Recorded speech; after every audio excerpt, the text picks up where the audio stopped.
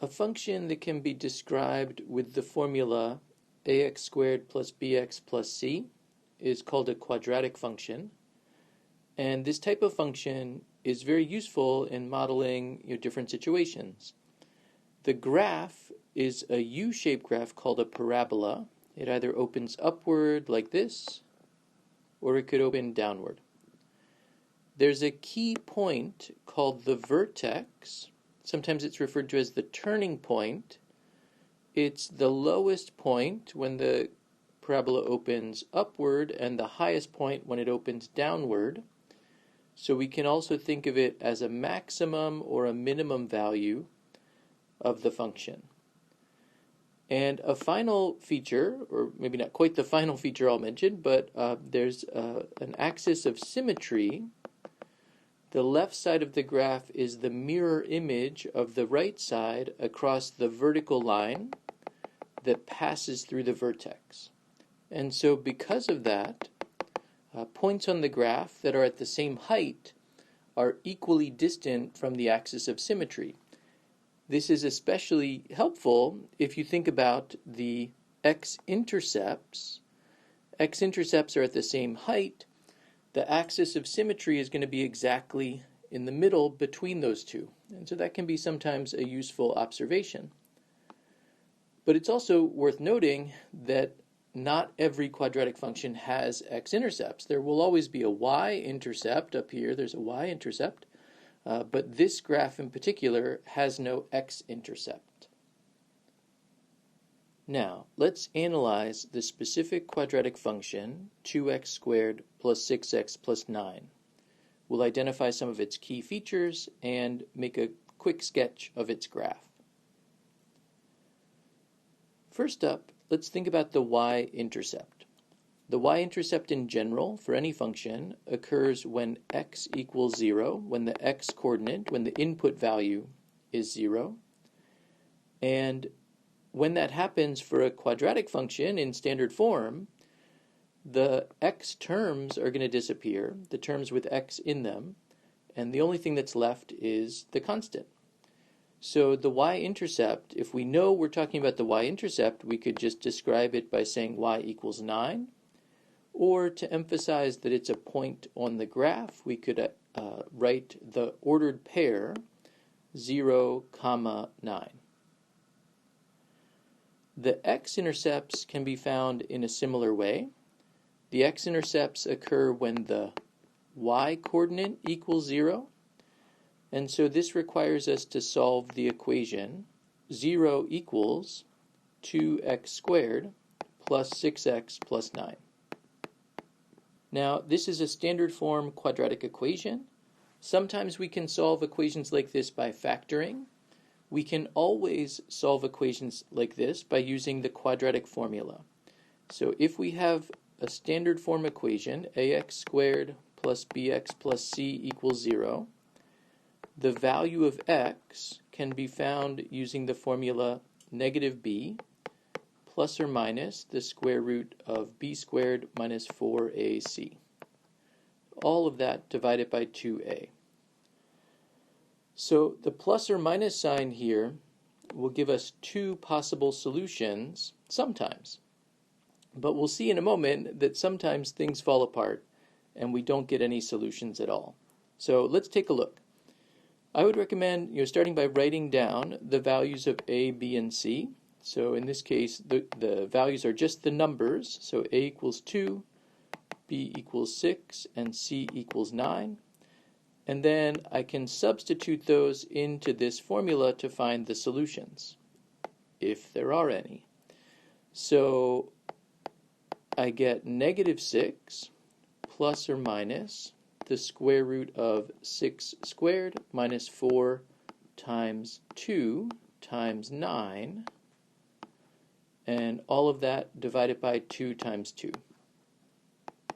So simplifying this gives me 36, 6 squared, minus 4 times 2 is 8, 8 times 9 is 72, divided by 4, and here's where the problem comes in.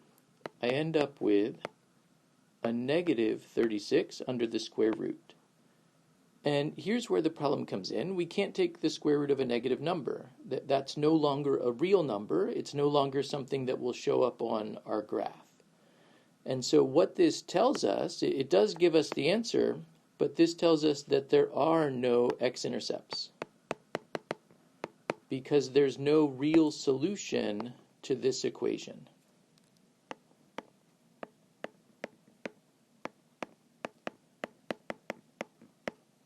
And we'll see more when we actually create the graph. We'll see exactly why that happens. So now let's take a look at the axis of symmetry. We can find the axis of symmetry using the formula negative b divided by 2a.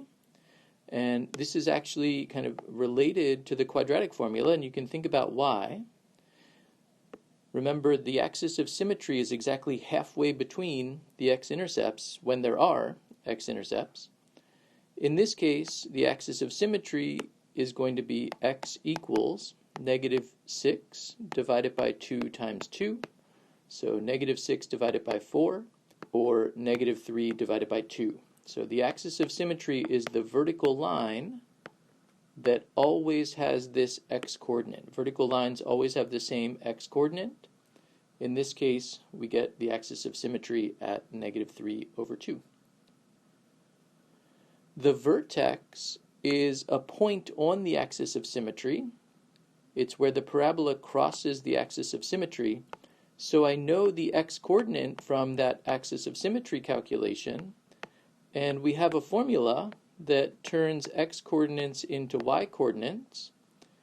So we can find the 2 coordinates of the vertex if we plug this value, negative 3 over 2, into the function. So this is a little bit messy since it's a fraction, but it's not too bad. Negative 3 over 2 squared, times 2, and then plus 6 times negative 3 over 2, and plus 9. So squaring the fraction, I get 9 over 4. I'm going to multiply that by the constant 2, by the whole number 2, so I can think of that as 2 over 1. And then I'll write this 6 as 6 over 1 times negative 3 over 2, and then plus 9. The 2 cancels with the 4, leaving a 2 behind, so we get 9 over 2.